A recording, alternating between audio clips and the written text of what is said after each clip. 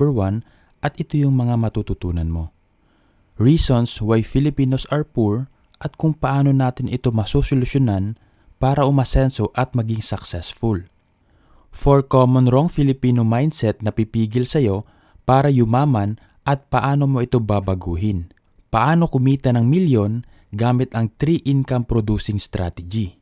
Sabi sa survey ng Social Security System or SSS, sa bawat 100 Pinoy na nagre-retire at the age of 65 years old, 45% ay nakadepende sa relatives, 30% ay nakadepende sa charity, 22% ay nagtatrabaho pa rin, at 2% lamang ang financially independent, at 1% naman ay patay na. Ibig sabihin, 98% ng mga Pinoy ay nananatiling mahirap at 2% naman ang financially independent, o ibig sabihin mayaman.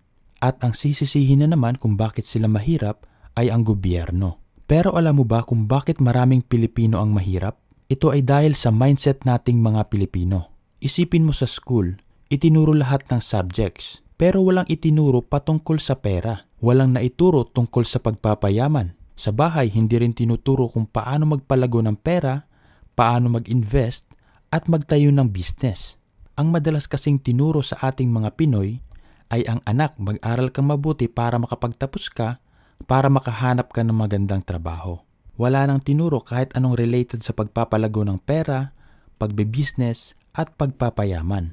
Kung meron mang pamilya na nagtuturo ng pagnenegosyo at pagpapayaman sa kanilang mga anak, siguro mabibilang na lang sa daliri. Maraming Pinoy ang hindi yumayaman dahil hindi tayo naturuan ng tamang mindset kung paano yumaman. At marami ding Pinoy ang may maling mindset pagdating sa pagpapayaman at pera. Kaya ang kailangan nating gawin, basagin natin yung mga maling mindset na yon. Kasi kung hindi, yung mga maling mindset na ito ang pipigil sa atin para umasenso. So ito yung 4 common wrong mindset nating mga Filipino. Wrong mindset number 1, swerte-swerte. Swerte-swerte lang daw ang pagyaman. Kaya maraming Pinoy ang iniaasa na lang sa swerte ang pagyaman. Swerte-swerte lang daw ang pagyaman. Kaya marami ang taya na lang sa loto at kung ano-ano pang mga sugal. Ito yung mga tao na may get-rich-quick mentality at umaasa na lang na sana dapuan sila ng swerte. Meron nga ako napanood na mahigit 2 million pesos na ang kanyang nagastos sa pagtaya lang sa loto. Pero hanggang ngayon, hindi pa rin siya tumatama. Alam mo ba na mas mataas pa ang chance na tamaan ka ng kidlat kaysa tumama sa loto? Kaya wag na wag mong iaasa sa swerte ang pagyaman mo. Wrong mindset number 2, born poor, die poor. Yung iba ganito ang mindset. Pinanganak daw silang mahirap, kaya tinanggap na nila na mamamatay silang mahirap. Pinaniniwalaan nila na dahil mahirap lang ang mga magulang nila, kaya hanggang ganun na lang din ang buhay nila. Sabi nga ni Bill Gates, if you are born poor, it's not your mistake. But if you die poor, it's your mistake. Wrong mindset number 3, money equals evil. Maraming Pilipino ang may mindset na kapag mayaman, masamang tao na. Kasi madalas nating napapanood sa mga pelikula na kapag mayaman, kontrabida, mata pobre, sakim, at iba pa. Sa mga movies, kapag mayaman, drug dealer, kidnapper, sindikato, tapos yung mga mahihirap sila palagi ang bida. Kaya gusto mo na lang maging mahirap ka para bida ka. Pero sa totoong buhay, mas maraming kriminal ang gumagawa ng masama dahil sa pera. At sa totoong buhay, marami sa pinaka-successful na tao sa mundo, sila yung may gininto ang puso at grabe makapagbigay sa charity at mga projects na tumutulong sa mga mahihirap. Sa Bible, hindi naman sinabi na money is the root of all evil. Ang sabi doon, the love of money is the root of all evil. Ibig sabihin, paggahaman at sakim ka na sa pera at wala nang mas mahalaga sa'yo kundi ang pera, yun, doon nag-uugat ang kasamaan. Pero kung magpapayaman ka para mabigyan mo ng magandang kinabukasan ang pamilya mo, para makatulong ka sa ibang tao, para makapag-contribute ka sa church mo, ibang usapan na yon. Kasi gagamitin mo na yung pera mo para sa magagandang bagay. Ang last common mindset nating mga Pilipino ay ang money can't buy happiness. Ito yung isa sa pinaka nakakatuwang mindset nating mga Pilipino. Maraming tao ang naniniwala sa kasabihang ito. Oo, totoo. Hindi naman talaga mabibili ng pera ang happiness. Pero alam mo, money can buy the things and experience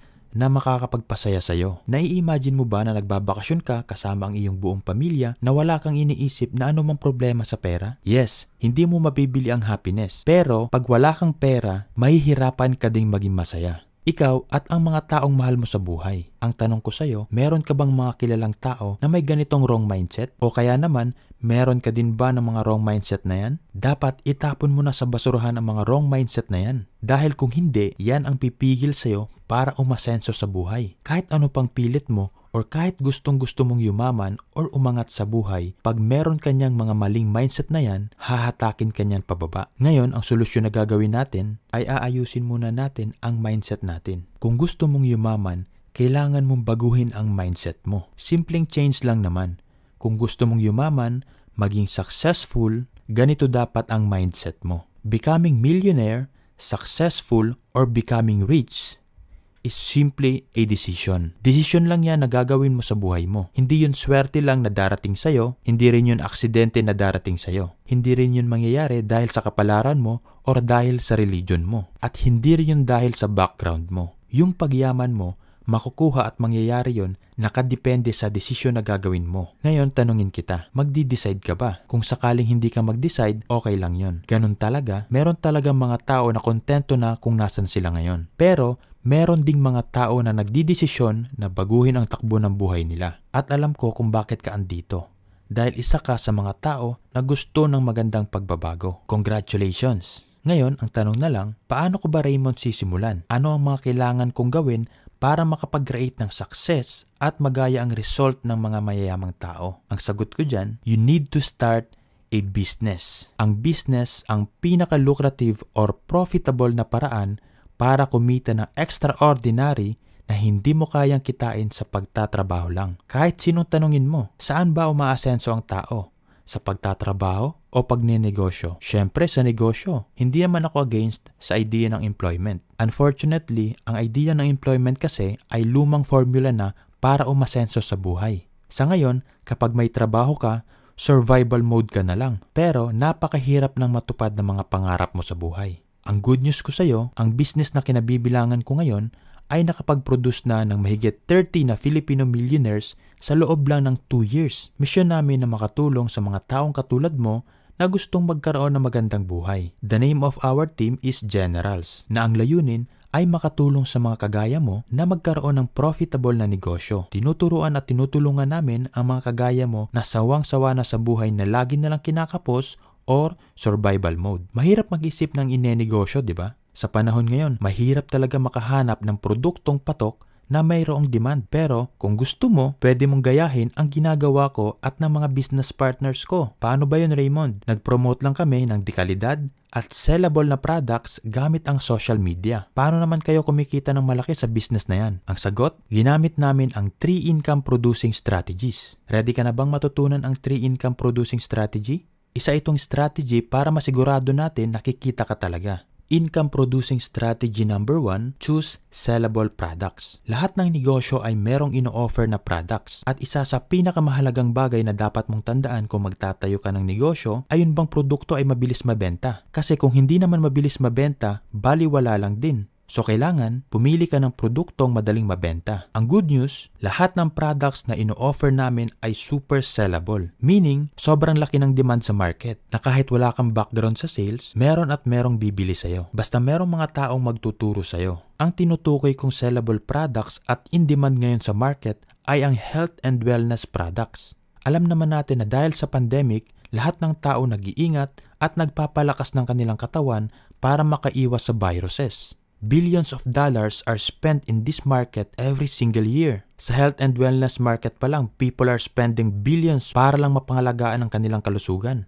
Health and wellness is one of the top markets for you to make money online. Because people wants to look good, they want to feel good, they want to become healthy, and they want to live longer. And they will spend a lot of money on this market just to get those results. Under this market, mag-offer ka ng mga products na palaging ginagamit at madaling nauubos ng mga tao. Para isang beses mo na lang silang i-convince na bumili, paulit-ulit ka nang may benta. Dahil consumable ang binibenta mong products, tatawagan ka nila ulit para bumili. Therefore, kikita ka na naman kahit hindi ka na nagbenta. Kapag consumable ang produkto na binebenta mo at kasama sa health market, masisigurado mong malaki ang magiging sales mo. Dahil nauubos, may repeat order palagi. Kaya kung gusto mo rin kumita ng paulit-ulit, gayahin mo ako at ang team ko. Nag-o-offer kami ng health and wellness products.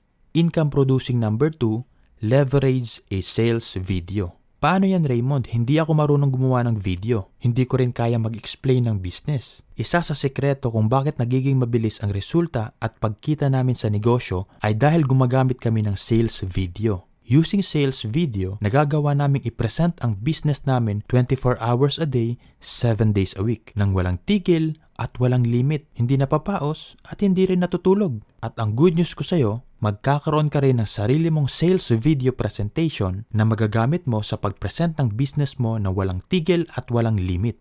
Income producing number 3, team support. Isa sa pinakamahalagang part ito ng isang business mo. Dapat may mga taong tutulong sa'yo para magkaroon ng resulta ang business mo. Ang good news ko sa'yo, ang team ko ay merong support system. Meron kaming exclusive team training, group chat and Facebook group community, weekly training, exclusive membership page. Kaya kahit hindi ka magaling, kahit wala kang background sa negosyo, kahit hindi ka marunong sa computer, at kahit maliit lang ang puhunan mo, we got you covered. Diyan mo masisigurado na magiging successful ka pag may mga taong willing tumulong sa'yo. Ito yung mga natutunan mo dito sa video number 1, Reason Why Filipinos Are Poor at kung paano natin ito sosolusyonan para umasenso at maging successful. 4 common wrong Filipino mindset na pipigil sa'yo para yumaman at paano mo ito babaguhin.